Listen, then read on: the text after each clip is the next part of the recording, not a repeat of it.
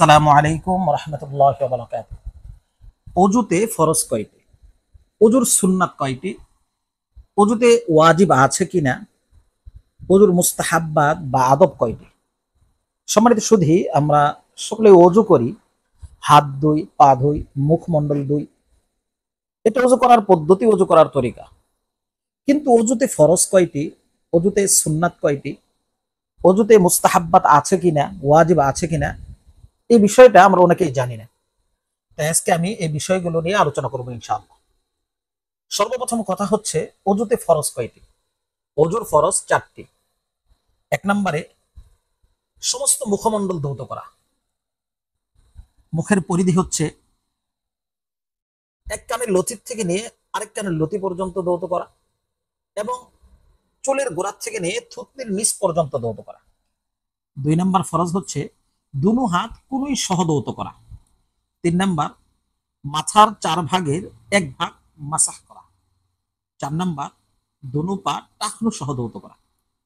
সম্মানিত সুধী, এই 4টি হচ্ছে অজুর ফরজ, এগুলো আদায় করতেই হবে।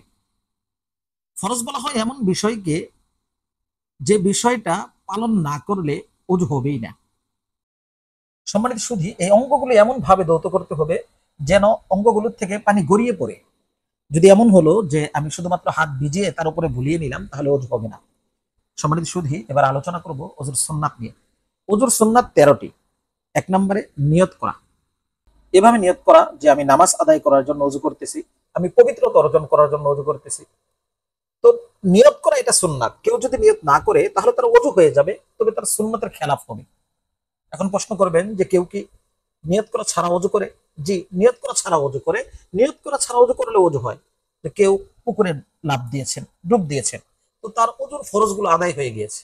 এখন যদি সে ওযুর নিয়ত নাও করে তাহলে তার ওযু হয়ে যাবে, সে পবিত্র হয়ে যাবে। সম্মানিত সুধী, 2 নম্বরে বিসমিল্লাহ পড়া। 3 নম্বরে দুনো হাতের কবজি সহ 3 বার ধৌত করা।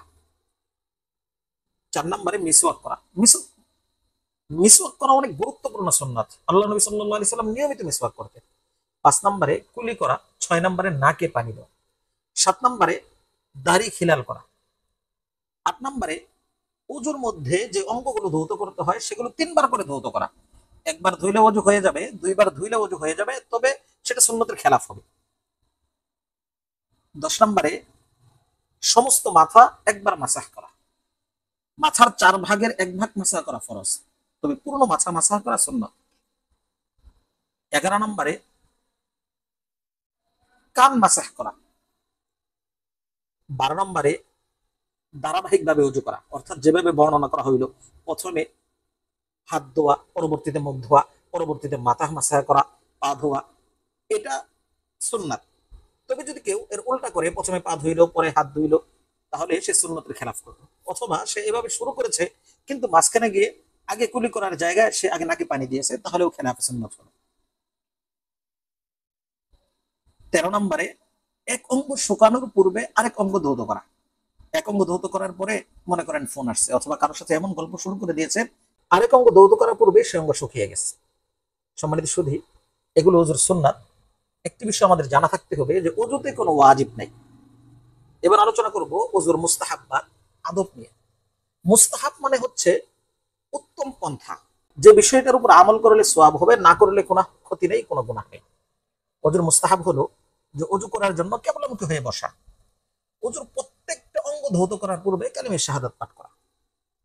ওযুর মধ্যে যে অঙ্গগুলো ধৌত করতে হয় সেগুলো ধৌত করার সময় ডান দিক থেকে শুরু করা। ওযুর মধ্যে যে অঙ্গগুলো ধৌত করতে হয় সেগুলো ডলে ডলে ধৌত করা, সেগুলো খুব ভালোভাবে ধৌত করা, এগুলো মুস্তাহাব। ওযুর মধ্যে ওযু শেষ করার পর যে পানি থাকে সেটা দাঁড়িয়ে পান করা, এটা মুস্তাহাব। কোনো বদনা কিংবা কোনো বালতির মধ্যে ওযু করলে যে পানিটা থাকে এটা দাঁড়িয়ে পান করা মুস্তাহাব।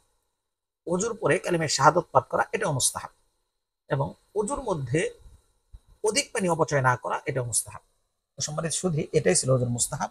তো ওযুর যে মাসআলা বর্ণনা করা হইলো, আমরা সকলেই তার উপর আমল করবো ইনশাআল্লাহ। আসসালামু আলাইকুম ওয়া রাহমাতুল্লাহি ওয়া বারাকাতুহু।